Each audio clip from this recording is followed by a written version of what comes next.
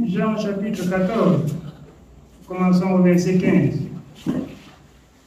Il est écrit, « Si vous m'aimez, gardez mes commandements, et moi je prierai le Père, et il vous donnera un autre consolateur, afin qu'il demeure éternellement avec vous. » Alors, mes bien-aimés, encore une fois de plus ce soir, si quelqu'un aime Dieu, la preuve de son amour pour Dieu, c'est de garder la parole de Dieu. Garder la parole de Dieu, bien-aimés, ce n'est pas seulement au moment où vous partez à l'église, où vous allez vers votre pasteur, car il est dit dans son 1, heureux vous qui lisez le jour comme la nuit. Vous êtes heureux, comme il dit de même dans le livre de l'Apocalypse 1, dans le livre de Josué 1. Si vous méditez jour et nuit, vous gardez ce que Dieu a dit, vous êtes heureux. Selon la parole de Dieu, bien-aimés, ceux qui sont fils de Dieu, ce ne sont que ceux qui lisent et qui mettent en pratique ce que Dieu a recommandé dans sa parole. Le message est clair et nous l'écoutons tous les jours. Si vous voulez bien être enfant de Dieu, dites-vous, si vous ne mettez pas en pratique, si vous ne lisez pas, si vous ne cherchez pas à connaître ce que Dieu veut et attend de vous, vous ne pouvez pas être enfant de Dieu. Vous pouvez dire aux gens que vous partez à l'église. Ça n'empêche pas Dieu de vous dire, ça n'empêche pas Dieu de vous laisser dire aux gens que vous partez à l'église. Mais, bien aimé, Dieu reconnaît ceux qui sont à lui, alors par sa parole gardée. Alors si vous connaissez lui, vous avez juste besoin d'arriver à l'église et d'avoir des grandes lignes. Comme je disais à quelqu'un l'autre jour, il disait qu'il s'est levé dans l'église, alors le pasteur qui dit qu'il est chef. J'ai dit le chef suprême de l'église c'est Christ. Il n'y a pas de chef dans la maison de Christ. Souvenez-vous, quand les disciples ont posé la question à savoir à Jésus qui est le plus grand parmi nous, le plus grand serait votre serviteur. Le chef suprême de l'église, c'est Christ. Dans l'église de Dieu, il peut avoir des serviteurs et non des chefs, des dirigeants. Il n'y a pas, bien aimé, cette grandeur, cette hauteur, cette pensée de monopoliser les gens dans la maison de Dieu. Si vous aimez le Seigneur, gardez sa parole. Si vous gardez la parole de Dieu, vous êtes enfant de Dieu. C'est la raison pour laquelle dans Jean 15, 7, il dit, alors, bien-aimés, demandez ce que vous voulez et cela vous serait accordé. Si vous demeurez dans ma parole et que mes paroles demeurent en vous.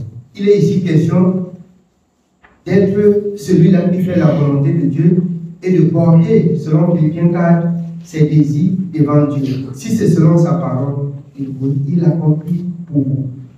On n'impose rien à Dieu. Il est suprême, il est tout-puissant. On l'écoute seulement. On peut lui parler, on peut lui présenter les doléances sans toutefois l'imposer. Comme je vois, souvent certains, quand ils prient, Dieu n'agit pas, ils passent le temps à prier, ils jeûnent, Dieu n'agit pas, ils prient encore, ils jeûnent, Dieu n'agit pas. Quand on prie Dieu, on prie que la volonté de Dieu s'accomplit et non que Dieu épouse notre volonté. Parce qu'il arrive souvent qu'on prie Dieu imposant que Dieu nous accorde telle chose. Bien aimé, ce n'est pas de telle prière pour les saints, pour les sanctifiés, qu'il demande à Dieu. C'est comme un enfant qui vient agresser son père que tu vas me donner que ça. Ce que je vois là, tu vas me donner. Et le père trouve que ce n'est pas bien pour lui. Il peut utiliser, mais certainement, même le moment n'est pas arrivé. Ce qui fait que quand vous voulez faire connaître vos besoins à Dieu, étalez devant Dieu et laissez Dieu agir au moment opportun. C'est pour ça qu'il dit, si vous l'aimez, gardez ses commandements. Pour moi, si je garde la parole de Dieu, si je veille à ce que Dieu a dit, bien aimé, je n'ai plus à m'inquiéter, je n'ai plus à me lamenter pour une prière faite devant Dieu. Je dois seulement attendre et je dois seulement prier que sa volonté se fasse. Que ce soit possible ou que ce ne soit pas possible, il n'y a rien qui va empêcher que je ne serve pas Dieu. Oui, on continue. Nous sommes au verset 16. Et moi, je prierai le Père et il vous donnera un autre consolateur afin qu'il demeure éternellement avec vous, l'esprit de vérité que le monde ne peut recevoir parce qu'il ne le voit point et ne le connaît point. Mais vous, vous le connaissez, car il demeure avec vous et il sera en vous. Je ne vous laisserai pas orphelins, je viendrai à vous. Encore un peu de temps et le monde ne me verra plus, mais vous, vous me verrez, car je vis et vous vivrez aussi. Or, le Saint-Esprit, bien-aimé, c'est la force, c'est la puissance de Dieu, c'est la présence de Dieu en une personne qui craint Dieu. Alors, disant ainsi aux disciples, si vous m'aimez, gardez la parole.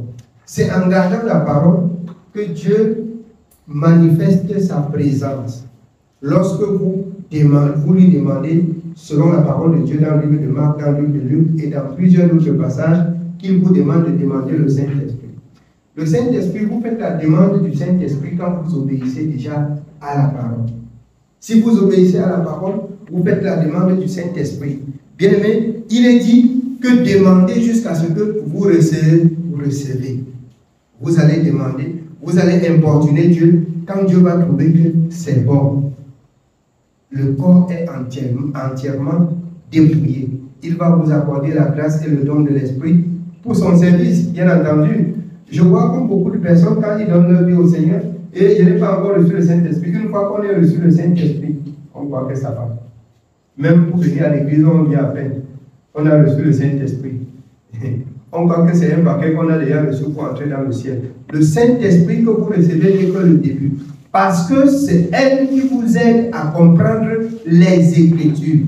C'est elle qui vous donne la force de persévérer dans les Écritures. Le consolateur, il vous console sur quoi? Sur les tribulations du monde.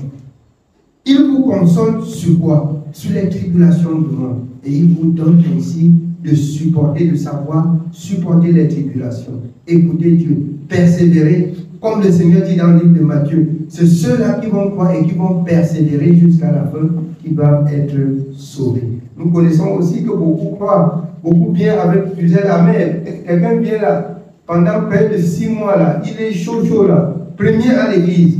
Mais après 6 mois, il vient, s'il venait même chaque jour, il commence à venir 1 fois par semaine. Par moment même, vous allez le voir 3 fois par mois. Par moment même, vous allez le voir, il est désespéré. Il venait avec un but, avec un objectif dans la tête. Que Dieu lui accorde quelque chose. Il a prié pendant longtemps, il n'a pas vu ça. Mais il part quand même. Pourquoi on va dire pourquoi? C'est ça le but. Or, vous avez oublié une chose. Alors, le Seigneur, je rappelle toujours aux enfants de Dieu, il ne vous appelle pas pour les choses de ce monde. Mais si vous servez le Seigneur ne s'en passe pas de vous disposer ce qui est bien pour vous dans ce monde avant que le temps de son avènement arrive. Il sait. C'est pourquoi l'apôtre Paul dans Colossiens a dit vous avez tout pleinement en Jésus. Quelqu'un qui pose sa doléance devant lui, il demande pendant longtemps, il est fidèle à l'église, après il ne voit pas, il voit que Dieu là est là pour le prendre. Bien aimé, c'est quelqu'un qui peut entrer dans la sorcellerie, là. Dès le matin, on lui dit que c'est possible là-bas, il entre là-bas. Parce qu'il a un objectif, il veut atteindre quelque chose. Sa croyance n'est plus pour la vie éternelle. Croyez, parce que Dieu a tant aimé le monde qu'il a donné son Fils, Jésus-Christ, qui a souffert l'ignominie à la croix pour donner la vie éternelle au peuple de Dieu. Alors, je nous ai dit, dans le livre de Matthieu, Jésus a souffert sur la terre. L'ennemi se présente et il lui dit, voilà, si tu te prosternes pour m'adorer, voilà ceci, voilà ça, je vais te donner. Alors, il n'est pas venu chercher quelque chose sur la terre. Et ce que je vais rappeler au peuple de Dieu, il n'y a rien ici sur la terre qui doit entrer dans le royaume. C'est pourquoi dans le livre de Luc, dans le livre de Marc, il vous dit, ne cherchez pas des biens. Je rappelle ceci aux enfants de Dieu, que la roue et la terre a déjà atteint. Mais cherchez plutôt le royaume et la justice. Je rappelle toujours, et c'est à cause de ces choses que beaucoup perdent espoir même dans la maison de Dieu. Beaucoup qualifient Dieu comme si c'était quelque chose d'injuste, que Dieu a dit, oh, tu vas prier, tu vas demander, demande tout ce que tu veux et que je te donne. Bien entendu, ce que tu demandes que Dieu te donne, c'est que tu demandes selon la volonté de Dieu, c'est ça qui te donne. Tu ne demandes pas tout que tu vas faire ceci, tu vas faire cela, il te donne. Alors, pour des incrédules, ils vont voir même qu'il faut que mes ennemis meurent le lendemain. Il faut voir que je deviens un faux gouverneur le lendemain. Il faut voir qu'il faut que je devienne riche. C'est Dieu qui a dit qu'il est capable de tout faire. Alors, ça, ce sont des illusions. Ce n'est plus là-dedans selon la pensée de Dieu. La pensée de Dieu, c'est que vous ayez la vie éternelle. Faites cette multiplication et ce calcul pour chercher le chemin de la vie éternelle. Et tout ce que vous voulez viendra par-dessus. C'est-à-dire, lorsque vous recherchez plutôt la vie éternelle, vous ne pouvez pas dormir manquant votre pain quotidien. Beaucoup de jeunes entrent dans des cercles aujourd'hui parce qu'on dit, bien aimé, on dit, chez nous c'est comme ça, le pasteur là, il fait le miracle, on est là. Oh, chez nous c'est comme ça, si tu veux même ceci, il va te donner, ils sont là. Tout. Vous allez voir, ils sont là. On dit qu'on a organisé ceci, c'est dans le stade, le pasteur là, il vient de ceci, il est puissant, ils sont là. Bien aimé, je rappelle toujours au peuple de Dieu, parce que le peuple de Dieu sont beaucoup incrédules. La seule personne qui fait le miracle, c'est Jésus. Les hommes peuvent faire des miracles mensongers selon Matthieu 24. Les marabouts même, vous partez chez le marabout, il fait sa magie et vous voyez des choses horribles. Alors, quand vous êtes impatient, vous allez vous retrouver même chez le marabout. Avec Dieu, pour que Dieu vous accorde ce qui est propre, bien aimé, il faut passer le temps d'abord à travailler votre vie. Il faut passer le temps à travailler votre vie. Il faut que votre conduite, bien-aimé, épouse la pensée de Dieu dans la parole de Dieu. Sinon, vous allez brûler votre nom au feu. Vous cherchez la solution de vous en sortir dans la vie. Vous allez brûler, vous allez donner la main d'association partout pour chercher à vous en sortir. Le meilleur, bien-aimé, la meilleure des choses, c'est d'écouter, c'est de mettre en pratique ce que Dieu a dit. Et il a dit, celui qui a dit, je ne vous délaisserai point, je ne vous abandonnerai point, je serai avec vous tous les jours jusqu'à la fin du temps. Et je rappelle toujours dans le livre de Jean 4, il dit, vous demandez, vous ne recevez pas, parce que vous demandez pour but de satisfaire vos besoins. Beaucoup viennent devant Dieu pour demander que Dieu donne pour satisfaire leurs besoins. Je dis cela, je ne regrette pas mon passage dans la religion parce que ça m'a enseigné beaucoup de choses. Je dis souvent des choses, vous pensez que c'est la magie, c'est ce que j'ai vu, j'ai remarqué dans la religion. Beaucoup de jeunes filles partent dans la religion pour chercher le mariage. Beaucoup de jeunes hommes partent à l'église pour chercher le voyage, pour chercher le travail, pour chercher la promotion. Beaucoup partent pour des choses comme ça. Peu sont ceux-là, je vous dis en toute vérité, que vous pouvez interroger à la religion. Il dit, je suis ici comme ça, je me montre comme ça pour la vie éternelle. Très peu. Tu vas les attaquer, oh mon Dieu est bon. Non, ne dis plus des choses comme ça. Il va me donner ceci, il va me donner. Il a dit que je demande ce que je veux, il va me donner. Ce que Dieu veut bien vous donner. La première des choses, c'est la vie éternelle. C'est par-dessus la vie éternelle que vous avez pu travailler votre vie pour la vie éternelle qui dispose de ce qui est nécessaire. Je vous dis toujours, dans Acte 10, 34, j'ai appris quelque chose de l'apôtre Pierre. Quand il arrive chez Corneille, quand il voit que Dieu, alors, se souvenir des païens, il dit, je comprends maintenant, qu'en toute nation, celui qui craint Dieu et qui pratique la justice, lui est agréable. Je parle à beaucoup d'enfants de Dieu qui voient que leur vie n'est qu'à l'Occident. Si déjà ici, vous ne craignez pas Dieu pour faire la volonté de Dieu et avoir selon Dieu, même en Occident, ne soyez pas surpris que vous allez être déçus. Ne soyez pas surpris de la déception. Dans toutes les nations, celui qui craint Dieu, bien aimé, Dieu n'abandonne pas ses enfants. Dieu n'abandonne pas ses enfants. Le plus souvent, quand on vous parle de la parole de Dieu écrite, vous dites que quand il parle comme ça, parce que lui-même il a réussi. Je n'ai pas voyagé pour le sien. Il faut que je vous rappelle, je n'ai pas voyagé pour réussir. Et je n'ai pas fait l'Occident pour réussir. Et déjà, même là où je suis, je ne peux pas encore dire que j'ai réussi. Parce que je cherche à comprendre ce que c'est que la réussite encore dans la parole. La réussite, c'est qu'il faut que je combats le bon combat comme a combattu l'apôtre Paul. Il dit, j'ai combattu le bon combat. Il dit à Timothée que le moment de mon départ arrive. Bien aimé, il faut que je travaille jusqu'à ce que je sens dans ma chair que j'ai travaillé. Quand la vieillesse approche comme ça, là, je sens même que, bien aimé, je peux dormir même comme ça, avoir les yeux fermés et enseigner les gens la crainte de Dieu. Inspirer la crainte de Dieu. C'est ça que je travaille pour ma vie. Je dors comme ça, là, je dors même, j'enseigne. J'enseigne que la parole de Dieu, si tu fais ça, c'est écrit à tel endroit, tu fais ceci, Dieu va te faire. Tu fais ceci, Dieu va te dire. Ma pensée, c'est là-bas. Ma pensée, ce n'est pas dans des choses que vous pouvez vous bien aimer, vous pouvez dire que c'est réussi. Pour moi, réussi, c'est quand je vais voir Dieu. Sinon, je ne crois pas que j'ai déjà réussi. Je ne crois pas à la réussite sur la terre.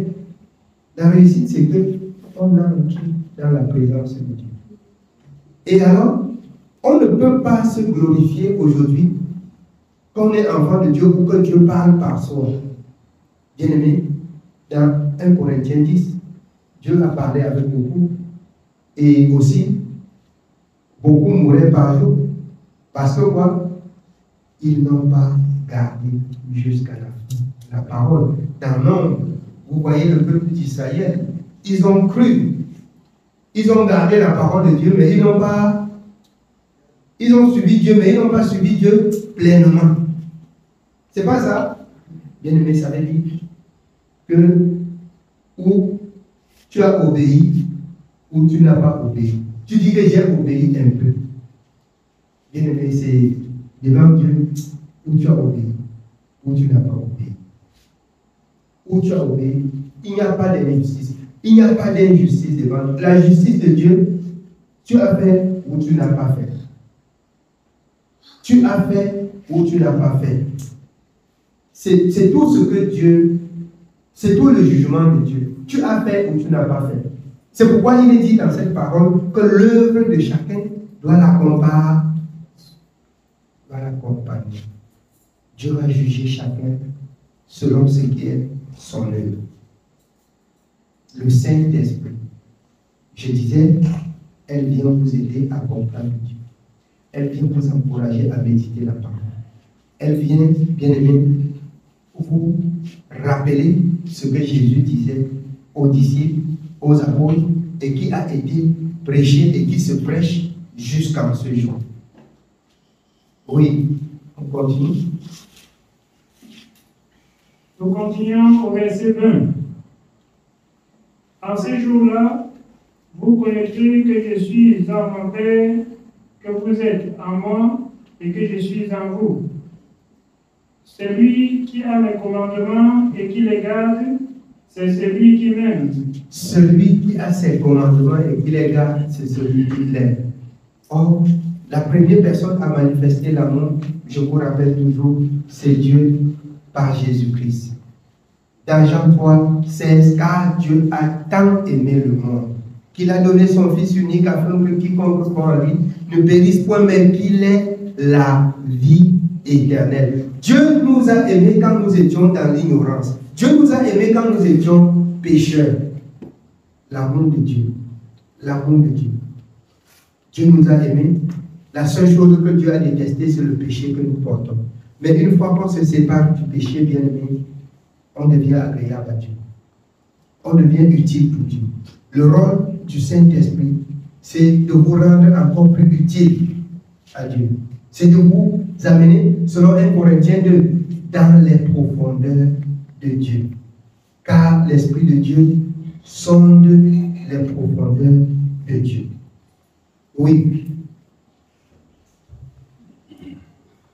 Nous sommes au verset 21. Celui qui a mes commandements et qui les garde, c'est celui qui m'aime.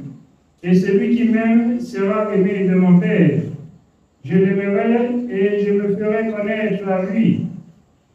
Jude, non pas l'Iscariote, lui dit, Seigneur, d'où vient que tu te feras connaître à nous et non au monde? Jésus lui répondit, si quelqu'un m'aime, il gardera ma parole. Il n'y a pas de choses à faire. Celui qui prétend dire qu'il est enfant de Dieu, c'est celui qui garde la parole de Dieu. Vous savez, Dieu, bien-aimé, avant la loi, bien que Dieu a vu que la loi ne pouvait amener l'homme à la perfection. Vous lisez les prophètes, depuis même Moïse jusqu'au prophète Isaïe qui a beaucoup parlé de la venue de Jésus. Alors, il dit dans Isaïe 9, un enfant nous est né, un fils nous est donné, la domination se reposera sur son épaule. Il s'appellera alors Dieu Père éternel. La domination. La domination. Il a tout décrit sur Christ qui, bien-aimé, dans Jean 14, il dit, je suis le chemin. Le chemin tracé par Dieu. Qui dans Apocalypse dit cette fois-ci, malheur à la terre, car le diable est descendu avec fureur. Et Dieu, Jean 3,16, a aussi aimé son peuple, qu'il a envoyé son Fils Jésus sur la terre. Pour que chaque personne, s'il veut être sauvé, qu'il porte son regard sur Jésus. Qu'il porte son regard sur Jésus pour avoir une place auprès de Dieu et non pour avoir une place dans le monde. Toutes les choses qu'on recherche dans le monde de la vie, c'est un passe-temps. La vraie chose qu'on devait s'intéresser à chercher, c'est la vie éternelle. Si vous arrivez, bien aimé, à garder votre position dans la vie éternelle, je vous dis en toute vérité, rien ne manque à ceux qui craignent l'éternel. C'est ce qui est écrit. Avant que vous ne dites que la tête, Dieu serait là pour porter. Avant que vous ne dites le pied, il serait là. Avant que vous ne dites la nourriture, alors vous verrez qu'elle ne va pas manquer. Oui. Au verset 23, Jésus lui répondit, si quelqu'un m'aime, il gardera ma parole et mon Père l'aimera. Nous viendrons à lui et nous ferons notre demeure chez lui. Celui qui ne m'aime pas ne garde point mes paroles. Et la parole que vous entendez n'est pas de moi, mais du Père qui m'a envoyé. Je vous ai dit ces choses pendant que je demeure avec vous. Mais le Consolateur, l'Esprit Saint que le Père enverra en mon nom, vous enseignera toutes choses et vous rappellera tout ce que je vous ai dit. Elle vous enseignera toutes choses et vous rappellera tout ce que je vous ai dit. Et on est bien aimé. Vous deviez savoir que vous deviez entretenir le Saint-Esprit au moment marqué. Vous avez un besoin, il vous dit que c'est ici. Il vous dit que c'est là. C'est pourquoi l'apôtre Paul, je nous rappelle, l'attristé par le Saint-Esprit, par lequel vous avez été scellés. À tout moment, à chaque besoin, le Saint-Esprit dit c'est là. À tout besoin, c'est là. Amen. Oui. Nous continuons au verset 27. Je vous laisse la paix, je vous donne ma paix. Je ne vous donne pas comme le monde donne. Que votre cœur ne se trouble point et ne s'alarme point. Que votre cœur ne se trouble point. Si vous gardez la parole, que votre cœur ne se trouble point. C'est comme si le Seigneur avait tout vu. On est trouvé le jour comme la nuit. On nous trouve. Mais la seule chose qui nous donne d'avoir l'assurance, c'est ce que Dieu a dit. C'est ce que Dieu a dit qui nous soutient. Que votre cœur ne se trouble point et ne s'alarme point. Oui. Au verset 28, vous avez entendu que je vous ai dit, je m'en vais et je reviens vers vous. Si vous m'aimez, vous vous réjouiriez de ce que je vais au Père, car le Père est plus grand que moi. Amen. Alors, on va finir avec 2 Chroniques 32. Ou encore, bien aimé comprendre que servir Dieu, c'est barrer toutes les voies à lui. Servir Dieu, c'est barrer toutes les voies à lui. 2 Chroniques, chapitre 32, nous commençons au verset 1.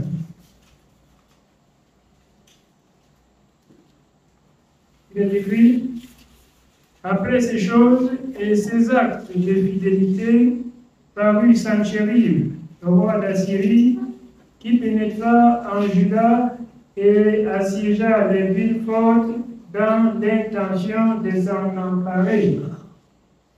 Ézéchias, voyant que Sanchérib était venu et qu'il se proposait d'attaquer Jérusalem, tint conseil avec ses chefs et ses hommes vaillants afin de boucher les sources d'eau qui étaient hors de la ville. Et il fut de son avis. Une foule de gens se rassemblèrent et ils bouchaient toutes les sources et le ruisseau qui coule au milieu de la contrée. Pourquoi, disait-il, les rois d'Assyrie trouveraient-ils à leur arrivée des eaux en abondance? Ézéchias prit courage. Il reconstruisit la muraille qui était en ruine et l'éleva jusqu'au tour, bâtit un autre mur en dehors, fortifia Milo dans la cité de David et prépara une quantité d'armes et de boucliers.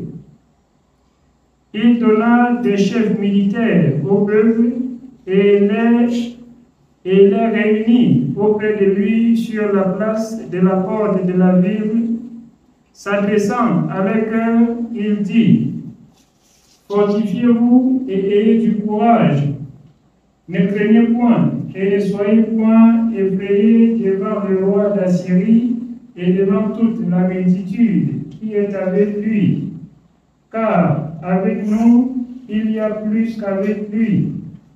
Avec lui est un bras de chair et avec nous l'Éternel, notre Dieu, qui nous aidera et qui combattra pour nous. » Alors, bien-aimé, quand il bouche les sources, vous savez, c'est priver son ennemi d'être alimenté pour avoir la force de l'attaque. C'est-à-dire, il ne faudrait pas que l'ennemi veuille approcher et il trouve des raisons pour l'attaquer. Pourquoi dit-il, bouche-t-il les sources? Il voit que l'eau descend comme ça. L'ennemi vient comme ça. Il continue nous. Parce qu'ils vont d'abord s'arrêter de l'autre côté là. Ils vont boire, ils vont remplir. Mais si quelqu'un vient là, à plusieurs kilomètres, et que l'eau qui descendait là est barrée, avant d'arriver chez toi, il serait fatigué. Et l'enseignement qui est attaché à cette parole, c'est que tu ne devras laisser aucune occasion à l'ennemi, bien-aimé, de te mater. Il ne devrait trouver rien chez toi qui doit signer là-dessus pour dire c'est ça. Ce qui doit lui donner la force. Bien-aimé, si tu as volé, ça donne la force à l'ennemi devant Dieu de dire tu le défends parce que tu le défends alors qu'il a pris ce qui n'est pas à lui. C'est pas ça. Tu le défends parce qu'il a pris ce qui n'est pas à lui et tu le défends. Bien-aimé, comme Dieu c'est un Dieu de justice, vous avez vu avec Job, comme Dieu c'est un Dieu de justice, Il ouvre la main. Dieu passe. Vous savez, Dieu ne siège pas dans l'injustice, bien aimé. Quand je dis ouvrir la main, quand tu pêches, il dit quoi? Le salaire du péché, c'est la mort. Celui qui pêche déjà mis à son âme. L'Éternel porte le regard, Ésaïe 66, 2, 3, sur ceux qui craignent sa parole. Bouchez, fermez dans vos vies. Je rappelle encore ce soir au peuple de Dieu. Que chacun regarde sa vie comme ça et voit dans quel angle l'ennemi l'attaque pour vous, il voit pourquoi. Et il regarde pourquoi. Ton injustice dans cet angle-là, il faut arrêter l'injustice là. Et tu vas voir que tu as arrêté le courant qui alimente l'ennemi. Si c'est ta bouche là qui sort beaucoup, il faut mettre le frein sur ça. Hein? Si c'est ta convoitise là qui est grande, bien aimé, il faut apprendre à vivre le contentement. C'est la première des choses que les enfants de Dieu doivent apprendre. Apprenez à comprendre Dieu comme ça.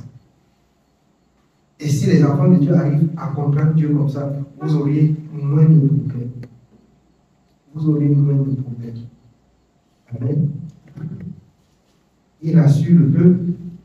Avec nous, c'est la main de l'Éternel. La main de l'Éternel est avec nous lorsque nous sommes dans la justice. Souvenez-vous dans 2 Chroniques 15. L'Éternel est avec nous quand nous sommes avec. Mais si tu n'es pas dans son service, être avec Dieu signifie que tu as gardé sa parole selon Jean 15 que vous avez écouté. Si quelqu'un meurt, il garde ma parole. Être avec Dieu, c'est garder la parole de Dieu. Si vous avez gardé la parole de Dieu, vous êtes avec Dieu. Si vous avez barré la voie à l'ennemi, en barrant la voie à l'ennemi, vous gardez la parole de Dieu. Bien aimé, l'Éternel devient pour vous un bouclier. L'Éternel devient pour vous un bouclier. Il vous entoure Dieu. Et l'ennemi n'aura pas raison sur vous. Oui, bien aimé, on continue. Nous sommes au verset 8. Avec lui est un bras de chair, et avec nous l'Éternel, notre Dieu, qui nous aidera et qui combattra pour nous. Le peuple eut confiance dans les paroles d'Ézéchias, roi de Juda. Alors, le peuple eut confiance dans les paroles d'Ézéchias, roi de Juda, serviteur de l'Éternel. Or, l'Éternel dit à Moïse, Exode 14, 14, vous garderez le silence et l'Éternel combattra pour vous. Parce que l'Éternel était avec le peuple et que le peuple écoutait la voix de l'Éternel et obéissait. Si tu obéis, bien aimé, reste tranquille. Quand l'ennemi se lève, garde le silence et tu vois ce que tu vas faire. Vous garderez le silence. Exode 14, 14, et l'Éternel combattra. L'homme de Dieu le fortifie. Il a dit, tenez-vous seulement tranquille. Vous êtes avec Dieu, vous verrez ce que Dieu va faire. Si vous gardez la parole de Dieu, si vous aimez Dieu, gardez la parole de Dieu. Bien aimé, vous êtes à l'abri de tout danger. Quand vous gardez la parole de Dieu, vous poussez Dieu aussi à veiller sur vous. Oui. Nous sommes au verset 9. Après cela, Sanchérib, le roi d'Assyrie, envoya ses serviteurs à Jérusalem pendant qu'il était devant Lachish avec toutes ses forces. Il les envoya vers Ézéchias, roi de Juda, et vers tous ceux de Juda qui étaient à Jérusalem pour leur dire: Ainsi parle Sanchérib, roi d'Assyrie, sur quoi repose votre confiance pour que vous restiez à Jérusalem dans la détresse? Ézéchias ne vous abuse-t-il pas pour vous livrer à la mort par la famine et par la soif, quand il dit: L'Éternel, notre Dieu, nous sauvera de la main du roi d'Assyrie? N'est-ce pas lui, Ézéchias, qui a fait disparaître les hauts lieux et les autels de l'Éternel, et qui a donné cet ordre à Juda et à Jérusalem? Vous vous prosternerez devant un seul autel, et vous y offrirez des parfums, Ne savez-vous pas ce que nous avons fait, moi et mes pères, à tous les peuples des autres pays? Les dieux des nations de ces pays ont-ils pu délivrer leur pays de ma main? Parmi tous les dieux de ces nations que mes pères ont exterminés, quel est celui qui a pu délivrer son peuple de ma main, pour que votre Dieu puisse vous délivrer de ma main? Qu'Ézéchias ne vous abuse donc point, et qu'il ne vous abuse point ainsi. Ne vous fiez pas à lui, car aucun Dieu d'aucune nation, ni d'aucun royaume n'a pu délivrer son peuple de ma main et de la main de mes pères. Combien moins votre Dieu vous délivrera-t-il de ma main? Les serviteurs de Sanchérib parlaient encore contre l'Éternel Dieu et contre Ézéchias, son serviteur. Et il envoya une lettre insultante pour l'Éternel, le Dieu d'Israël, en s'exprimant ainsi contre lui. De même que les dieux des nations des autres pays n'ont pu délivrer leur peuple de ma main, de même le Dieu d'Ézéchias ne délivrera pas son peuple de ma main. Les serviteurs de Sanchérib crièrent à haute voix en langue judaïque, afin de jeter l'effroi et l'épouvante parmi le peuple de Jérusalem qui était sur la muraille, et de pouvoir ainsi s'emparer de la ville. Ils parlèrent du Dieu de Jérusalem comme des dieux des peuples de la terre, ouvrage de main d'homme. Le roi Ézéchias et le prophète Ésaïe, fils d'Amoz, se mirent à prier à ce sujet, et ils crièrent au ciel. Alors l'Éternel envoya un ange qui extermina dans le camp du roi d'Assyrie tous les vaillants hommes, les princes et les chefs. Et le roi confus retourna dans son pays. Il entra dans la maison de son Dieu, et là, ceux qui étaient sortis de ses entrailles le firent tomber par l'épée. Alors, bien-aimés, vous comprenez comment le peuple, le service et ceux qui s'opposent au peuple de l'Éternel, et vous voyez à quel point l'Éternel le traite. Ça nous donne seulement une leçon pour nous à notre niveau de garder nos paroles. Alors, vous avez appris que vous garderez le silence. Si votre silence est gardé, c'est la même façon que vous gardez la parole, la même façon que vous entendez Dieu agir, il agira pour vous. Que l'Éternel vous bénisse. Nous avons moins de temps et peu de temps ce soir. Amen. Que le Seigneur vous bénisse.